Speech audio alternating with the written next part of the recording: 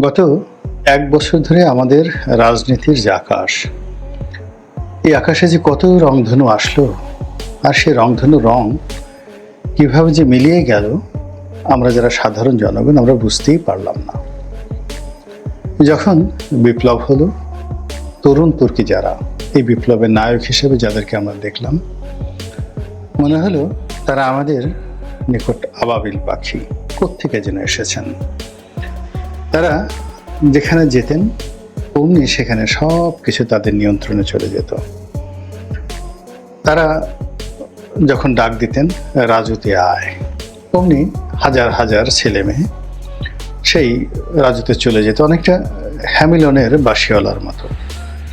সচিবালয় গণ্ডগোল, প্রেস ক্লাবের সামনে এমন কোনো পরিস্থিতি, কিংবা কোথাও শ্রমিকরা আন্দোলন করছে, কেউ পারছে না, পুলিশ পারছে না, মিলিটারি পারছে না।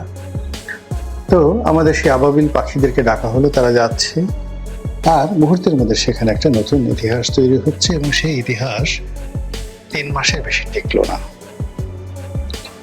এরপর আমরা দেখতে পেলাম ডিসি নিয়োগ হয়, এসপি নিয়োগ হয়, নতুন নতুন দরবেশের আবির্ভাব ঘটে।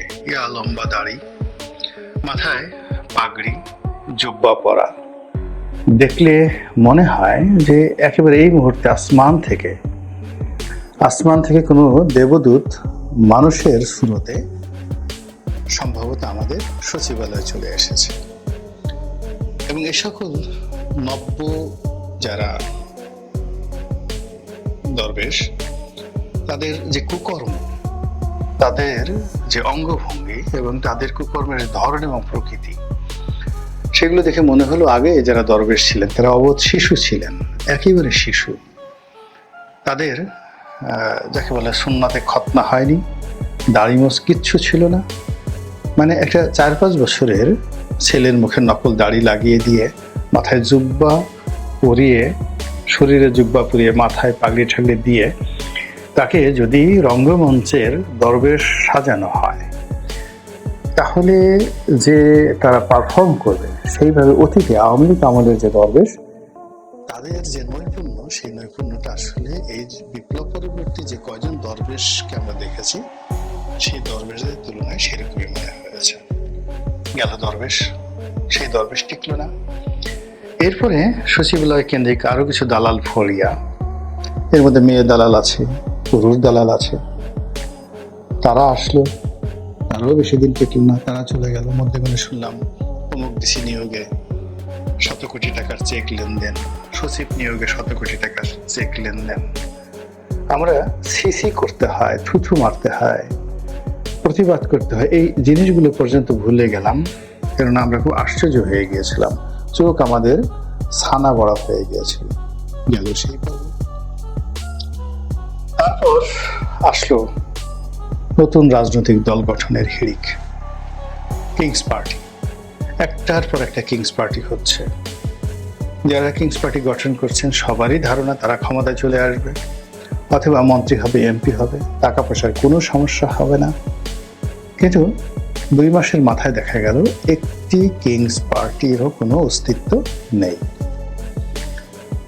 বিপ্লবের ধারক বাহক রূপে যে পার্টিটির নাম শোনা গিয়েছিল, সেই পার্টিটির অবস্থা এখন টানাটানি, দুর্ভিক্ষ কবলিত, বন্যা পীড়িত। তো রুশের দুর্ভিক্ষ সব মিলিয়ে কেমন যেন হয়ে গেছে রাজনৈতিক অঙ্গন। জাতীয় পার্টি নামক একটি দল একসময় ছিল, এখন কি অবস্থায় আছে আমরা বলতে পারবো না। এটা রওশন এরশাদ বলতে পারবেন, জিএম কাদের বলতে পারবেন, জিএম কাদেরের যে সঙ্গী শামীম হায়দার পাটোয়ারি তিনি বলতে পারবেন, বা অপরপক্ষ যারা কাজী ফিরোজ রশিদ, রুহুল আমিন হাওলাদার, আনিসুল ইসলাম মাহমুদের মতো যারা কিংবদন্তির নেতা বাংলাদেশের রাজনীতিতে, তারা বলতে পারবেন যে জাতীয় পার্টি আসলে এখন কোন অবস্থায় আছে, ভবিষ্যৎ কি। তাহলে বাকি রইল 3টি দল, বিএনপি, আওয়ামী লীগ, জামাত। গত 1 বছর ধরে জামাতের যে উল্লঙ্ঘন, তাদের যে দাড়িপাল্লা, তাদের যে হম্বিতম্বি, মানে অ্যাজ ইট ইজ মনে হচ্ছে যে বাংলাদেশে একটা ইসলামী বিপ্লব হয়ে গেছে।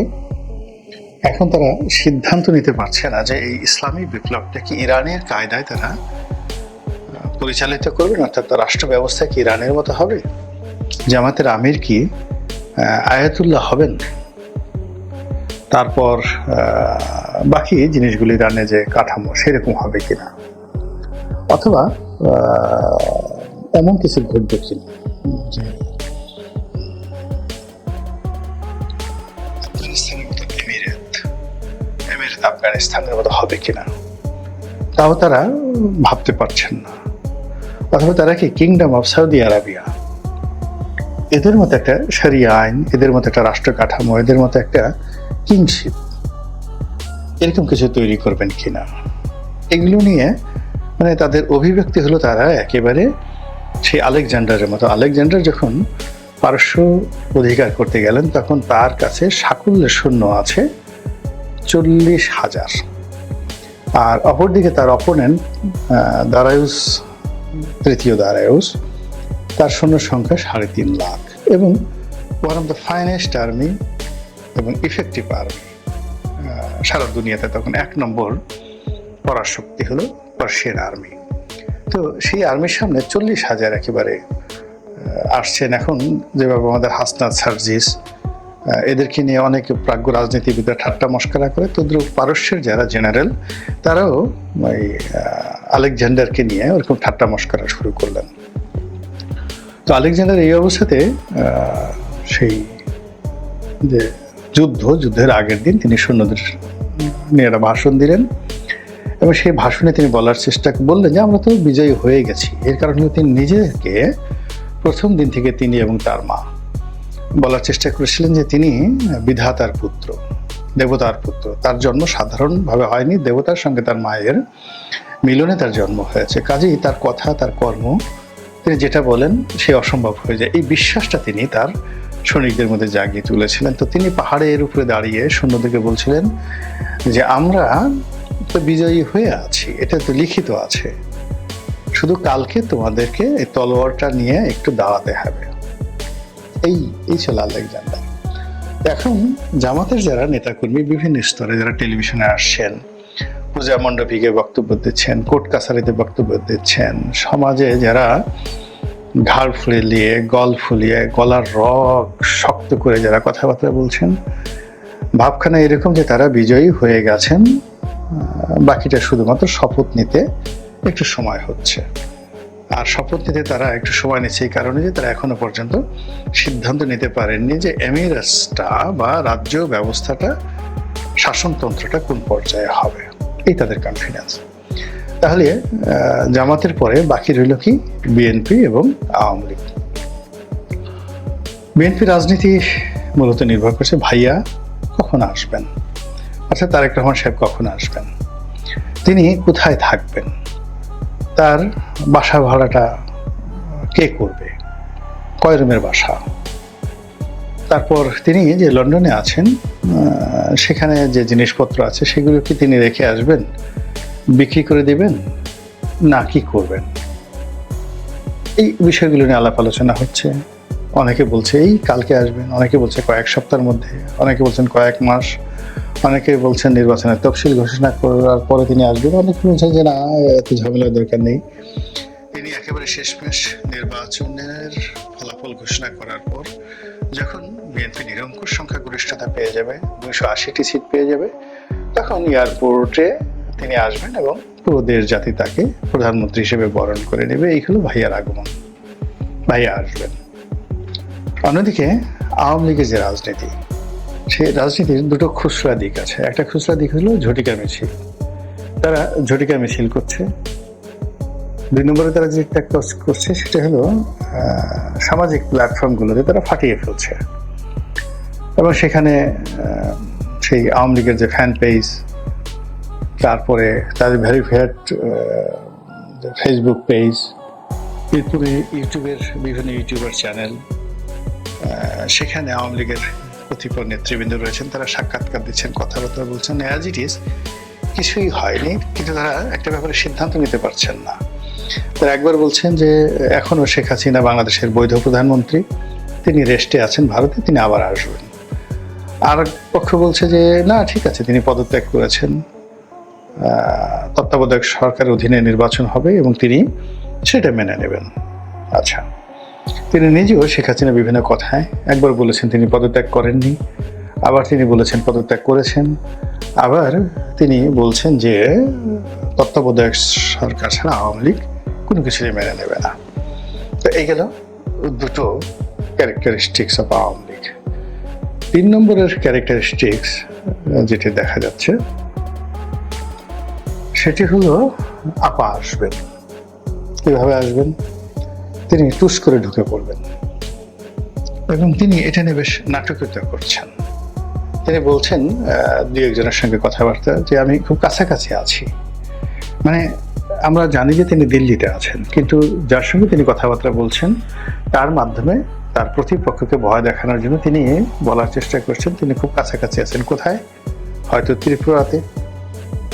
অর্থাৎ ত্রিপুরাতে যদি তিনি থাকেন, তো ত্রিপুরার ওখানে যে গুয়াহাটি, আসামের গুয়াহাটি আছে, আর ত্রিপুরার যে রাজধানী আছে সেখান থেকে কুমিল্লাতে আসতে, আসামের গুয়াহাটি থেকে সিলেটে আসতে, পশ্চিমবঙ্গ সেখান থেকে বনগাঁও হয়ে আমাদের সেই বাংলাদেশের যশোরে ঢুকতে খুব বেশি সময় লাগবে না। অথবা তিনি যদি মুর্শিদাবাদ থেকে মুজিবনগরে ঢুকতে চান, মানে কুষ্টিয়াতে, তাও খুব বেশি সময় লাগবে না। তো ওই ভয় দেখানোর জন্য আমি সীমান্তে আছি, কাছাকাছি আছি। তো এইরকম কথাবার্তা কিন্তু হচ্ছে। আর বিশেষ করে যদি তিনি বনগাঁ দিয়ে, অর্থাৎ সেই যে আমাদের বেনাপোল বনগাঁও এই সীমান্ত দিয়ে ঢুকেন, তাহলে তার জন্য সুবিধা হলো যে খুলনা, বাগেরহাট, যশোর, তারপরে বরিশাল, পটুয়াখালী, এরপরে টুঙ্গিপাড়া, গোপালগঞ্জ, এই পুরো বেলটা তো আওয়ামী লীগের যে একটা একছত্র আধিপত্য আছে, সেই একছত্র আধিপত্য দিয়ে তিনি বিপুল জনগোষ্ঠীকে সেখানে হাজির করতে পারবেন। এবং সেটা একমাত্র টুঙ্গিপাড়া বা গোপালগঞ্জে কয়েকদিন আগে এনসিপি গিয়ে যে বিপদের মধ্যে পড়েছিল, এতে বোঝা যায় যে আপা ওই এলাকাতে ঢুকলে কি অবস্থা হবে। অন্যদিকে যদি তিনি ত্রিপুরা দিয়ে ঢুকেন, অর্থাৎ সেই আমাদের যে লাকসাম, কুমিল্লা এই অঞ্চল দিয়ে ঢুকেন, তাহলেও এখানেও আওয়ামী লীগের একটা মানে রীতিমতো একটা মারদাঙ্গা গ্রুপ রয়েছে। আর সেখানে ব্রাহ্মণবাড়ি আছে, কুমিল্লা আছে, চাঁদপুর আছে, এই সমস্ত এলাকাতে এখনো আওয়ামী লীগের একটা ব্যাপক দাপট রয়েছে। তো এরকম তিনি ভয় দেখাচ্ছেন যে আমি কাছাকাছি আছি। এখন কাছাকাছি কোথায় আছেন এটা কিন্তু কেউ বলছে না। ইতিমধ্যে দেখবেন যে আওয়ামী লীগের যে সকল বড় বড় নেতা তারা তাদের ফেসবুকে অ্যাক্টিভ হয়ে গেছেন। গত 8-9 মাস আগে তাদের কোনো অস্তিত্ব ছিল না, এখন তারা প্রায় সবাই ফেসবুকে 2-3টে করে তাদের আইডি রয়েছে। তাদের ভয় হলো জামাতি যে বট বাহিনী আছে, তো এই সকল বট বাহিনী তাদের আইডিগুলোকে নষ্ট করে দিতে পারে। এই জন্য প্রায় সবারই আওয়ামী লীগের সিনিয়র নেতৃবৃন্দ 2-3টে করে তাদের সেই ফেসবুক আইডি তারা তৈরি করেছে এবং সেখান থেকে তারা অনবরত ভয় দেখাচ্ছেন। আমরা আসছি, খুব শীঘ্র ফিরছি, দেখা হবে, তারপরে আপা আসছেন, আজ আসবেন, কাল আসবেন, খুব শীঘ্রই কয়েক সপ্তাহের মধ্যে আপা আসবেন, এরকম প্রচার এবং প্রোপাগান্ডা চলছে। তো বিএনপির যে প্রোপাগান্ডা, তারেক রহমান সাহেব আসবেন আশা কেন্দ্রিক, এর বাইরে আসলে বিএনপির রাজনীতি এই মুহূর্তে যা কিছু হচ্ছে এগুলো মানে কথার কথা। সালাউদ্দিন সাহেব ঐক্যমত্যের মিটিংয়ে যাচ্ছেন, নেতাকর্মীরা বিভিন্ন অনুষ্ঠানে এলাকাতে নির্বাচনের জন্য ঘোরাফেরা করছেন, অন্য যা কিছু হচ্ছেন, কিন্তু তাদের মূল যে টার্গেটটা, সেই টার্গেটটা হলো জনাব তারেক রহমান সাহেব আসছেন কয়েক সপ্তাহের মধ্যে এবং কবে আসবেন, এটাই হলো তাদের মূল টার্গেট। আর আওয়ামী লীগেরও একই অবস্থা। তারা এই ঝটিকা মিছিল বা লন্ডনে আমেরিকাতে যে বৈঠকগুলো করছে বা ওয়েব মিটিংগুলো করছে, এগুলো আসলে কথার কথা। শেখ হাসিনা আসবেন।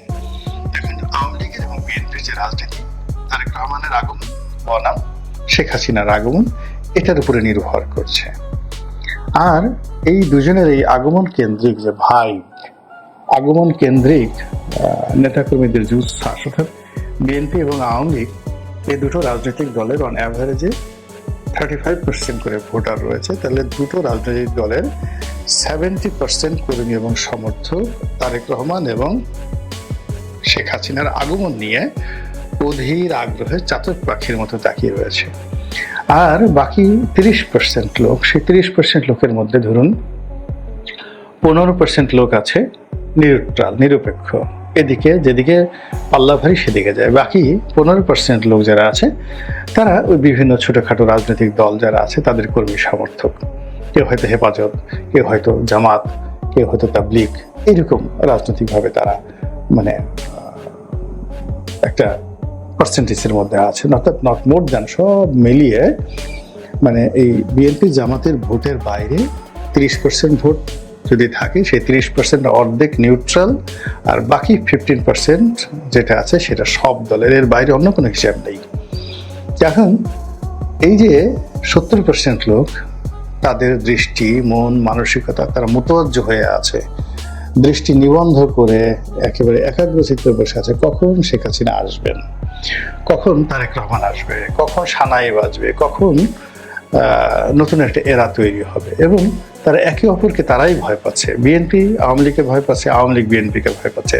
আর বাকি যে সমস্ত আমরা লম্ফঝম্প দেখছি, এগুলো অনেকটা আপনি দেখবেন একটা সিনেমাতে রবিউল থাকে, হাবা হাসমত থাকে, টেলি সামাদ থাকে, মানে তারা প্রচুর সময় নেয় এবং প্রচুর বিনোদন দেয়, এবং তাদের সঙ্গে নায়কের ভালো সম্পর্ক, নায়িকার সঙ্গে ভালো সম্পর্ক, নায়িকার সঙ্গে তারা গান গায়, নায়কের সঙ্গে তারা গান গায়। তো ওই রকম একটা মানে যাকে বলা হয় রাজনীতির যে ভার, যে জোকার, এই জিনিসগুলো হচ্ছে এই সময়টাতে। বাট মূল যে জিনিসগুলো সেটা হই আপা আর ভাইয়া, এর মধ্যে সীমাবদ্ধ আছে। এখন আপা কবে আসবেন, ভাইয়া কবে আসবেন, আদৌ আসবেন কিনা, আসলে কি হবে, না আসলে কি হবে, এটার উপরে মূলত রাজনৈতিক ভবিষ্যৎ নির্ভর করছে। মহান আল্লাহ আমাদের সবাইকে হেদায়েত দান করুন এবং হেফাজত করুন। আসসালামু আলাইকুম ওয়া রাহমাতুল্লাহি ওয়া বারাকাতুহু।